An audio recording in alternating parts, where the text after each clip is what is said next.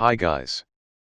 Admittedly, many obscure facts remain in history, incomprehensible to the average person. Take the Crusades, for example. A picture of ranks of knights on their faithful horses immediately appears before their eyes, with the help of faithful squires who are conquering religious values. But not so simple, friends. There could be a million motives for each crusade, and even more consequences. And not all of them were highly spiritual and good. Well, let's understand the intricacies of medieval politics in our 10 Crusades. First Crusade took place at the request of the Byzantine Emperor Alexis I, who complained to Pope Urban II about the oppression of the Hanoverians. Since then, the emperor has probably regretted his decision more than once. Several tens of thousands of crusaders under the leadership of the highest European nobility of those times came and settled in the empire for a long time. Conquests were Syria and Palestine, but at the same time the knights fought with the Greeks, with their own Christian brothers, for the seaports, among themselves, for the possession of cities, and had to, and with the troops of Alexis himself won. And to give the conquered lands of Byzantium they did not hurry at all.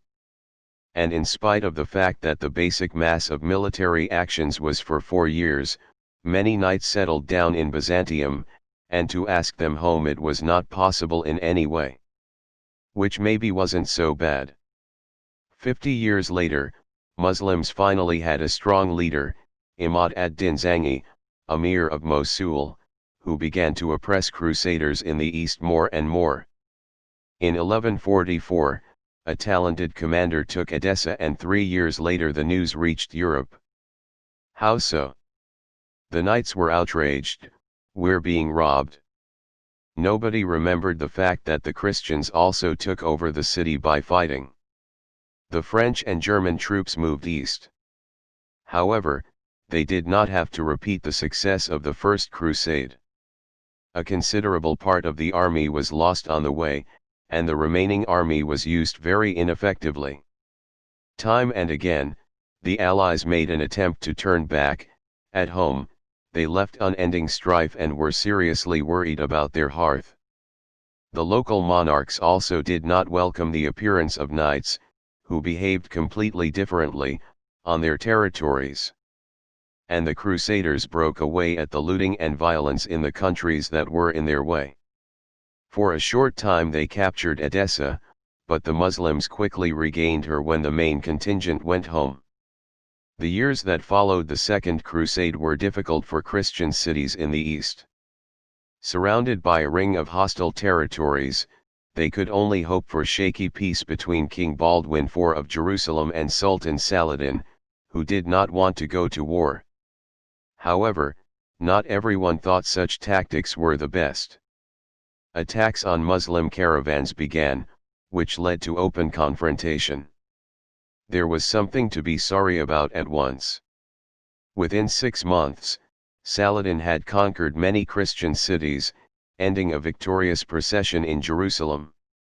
It was not possible to beat him out of there, despite the arrival of not only the French, Germans and Austrians, but also the British. Therefore, the main achievement of the Third Crusade was the truce between Saladin and Europe. The Crusaders moved back and were quite happy with themselves until a third party intervened. How could you, said the clergy, represented by Pope Innocent III, return without Jerusalem? The Fourth Crusade has been declared. But here again, as a sin, the Byzantine imperial family intervened. Tsarevic Alexei, not learned at all by the mistakes of his royal ancestor and namesake, asked the knights to help him regain the throne, which was usurped by his uncle, also Alexei III.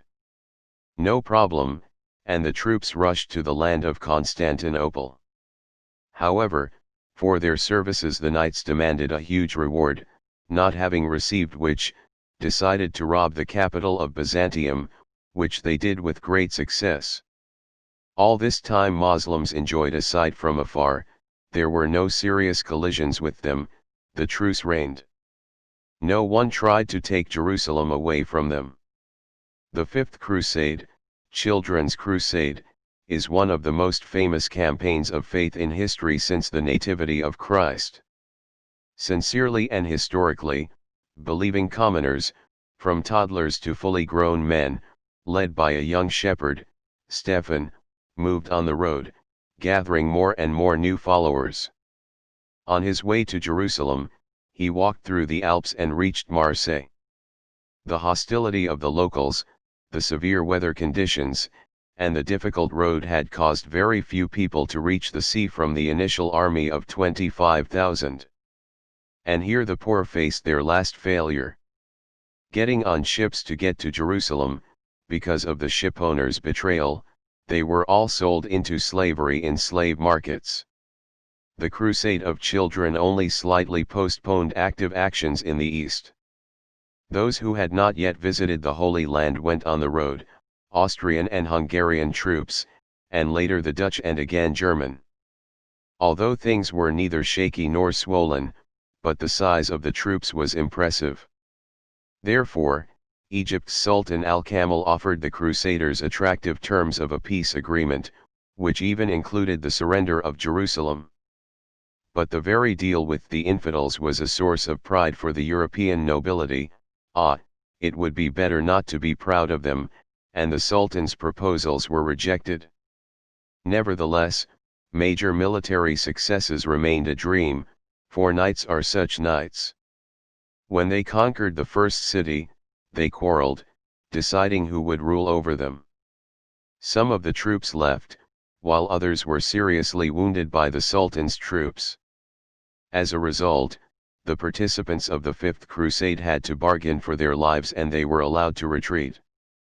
The Sixth Crusade was marked by squabbles between Pope Gregory IX and Frederick II Hohenstaufen, head of the expedition.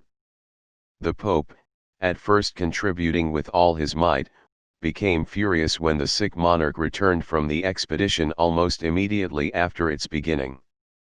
Nor did it help that after his recovery, Friedrich was reunited with the army again.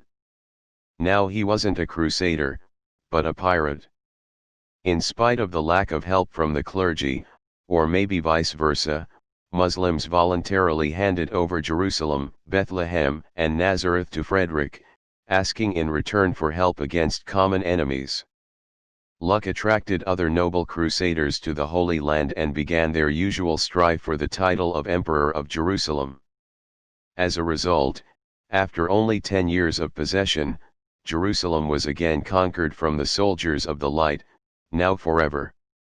Ubiquitous turmoil and many internal problems for a long time did not allow the clergy to reach the monarchs and pay attention to Muslim Jerusalem. Finally, in 1245, the French King Louis IX decided to fulfill his duty to liberate the Holy Land. The preparation lasted 3 years, but still ended badly. In the first year of the war, the Crusaders were blocked in Mansur. An army led by a king was taken prisoner. The latter, however, managed to return home at the cost of an awfully huge ransom and surrender of all the conquered cities. By the end of the 13th century, the Christian possessions in the East had come to a state of hard to carry and pitiful to abandon. Muslims plundered and took away from the previously powerful knightly orders of Antioch, Caesarea, Arzuf, and Safed, threatening to bring the insult to indecency. In the end, Louis IX decided to return and finish the job. In a sense, he succeeded. The king died in the Holy Land, but the success of the Ninth Crusade it did not bring. Peace was made with the Muslims again. After the death of the king, the remains of French troops from Egypt moved to Syria, where they were strengthened by the British led by Edward I, then still Prince. Together they managed to remove the siege from Tripoli, at that time the last major Christian possession in the East. After a series of crushing defeats, the Egyptian and Syrian sultans Aziz Zahir Bibars al-Bundukdari made a truce with the Europeans and retreated. Despite this, little by little, the Christians lost all their possessions, there was simply no one to defend them. By 1303, there was not a single city left in the east belonging to the knights, and the era of the Crusades was over. Friends, that's all. Say goodbye to you until the next video. If you liked the video, put a liking and subscribe to the channel.